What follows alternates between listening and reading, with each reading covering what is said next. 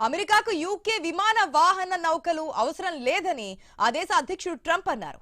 UK విమాన వాహన నౌక హెచ్ఎంఎస్ ప్రిన్స్ ఆఫ్ వేల్స్ ను సిద్ధం చేస్తుందనే నివేదికలను తోసిపుచ్చారు. తమకు యూకే నౌకలు అవసరం లేదని ట్రంప్ పోస్ట్ చేశారు. ఇరాన్తో యుద్ధం అమెరికా ఇప్పటికే గెలిచిందని స్పష్టం చేశారు. ఇరాన్పై దాడులు ఇంకా తీవ్రతరం చేస్తామని హెచ్చరించారు.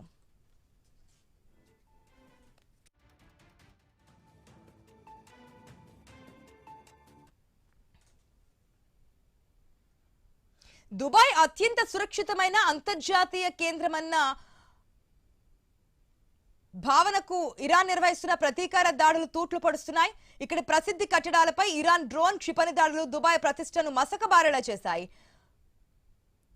ఇరాన్ దాడుల నేపథ్యంలో యుఏఈ తన గగనతలాన్ని మూసివేయాల్సిన పరిస్థితి తలెత్తింది. పశ్చిమాసియా ప్రాంతంలోని అత్యంత సురక్షిత ప్రదేశంలో తాము పర్యటించబోతున్నామని భావించి దుబాయ్కు వచ్చిన 20,000 మంది పర్యాటకులు దుబాయ్ విమానాశ్రయంలో కొన్ని రోజుల పాటు చిక్కుకుపోయి తిప్పలు పడుతున్నారు. పశ్చిమాసియాలో దుర్భేద్యమైన ఓయాసిస్ గా పేరు ప్రఖ్యాతులు గడించేందుకు దుబాయ్ ఎంతగానో శ్రమించింది.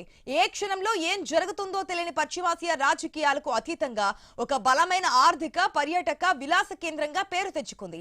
కానీ ఆ తేజస్సుపై ఇప్పుడు మబ్బులు కమ్ముకుంటున్నాయి. ఈత చెట్టు ఆకారంలో నిర్మించిన కృత్రిమ ద్వీప సమూహమైన పామ్ జుమేరియా ప్రాంతంపై జరిగిన డ్రోన్ దాడిలో 4 గాయాల పాలయ్యారు.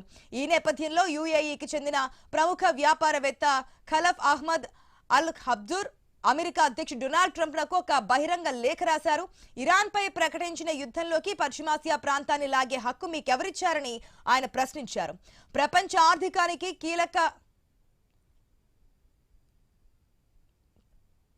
ఆర్థికానికి కీలకంగా తనను తాను అభివర్ణించుకునే దుబాయ్ నగరం అంతర్జాతీయ పర్యాటకుల భద్రతకు పూచి పడలేకపోతుందన్న అప్రతిష్ట తాజా పరిస్థితుల నేపథ్యంలో ప్రబలింది. ఇప్పుడు ఆ నగరం నుంచి ఎప్పుడెప్పుడు బయటపడదామా అనే వారి సంఖ్య క్రమంగా పెరుగుతోంది. ముఖ్యంగా దుబాయ్లో స్థిర నివాసం ఏర్పరచుకున్న భారతీయ సంతతి ఇప్పుడు మనసు మార్చుకుని దుబాయ్లో ఇలా ఎంతకాలమన్న ఆలోచనలో పడింది. ఈ పరిస్థితిపై యుఏఈ మదన పడుతోంది. దుబాయ్ పై మరక పడకుండా కాపాడేందుకు సర్వశక్తులు ఒడ్డుతోంది.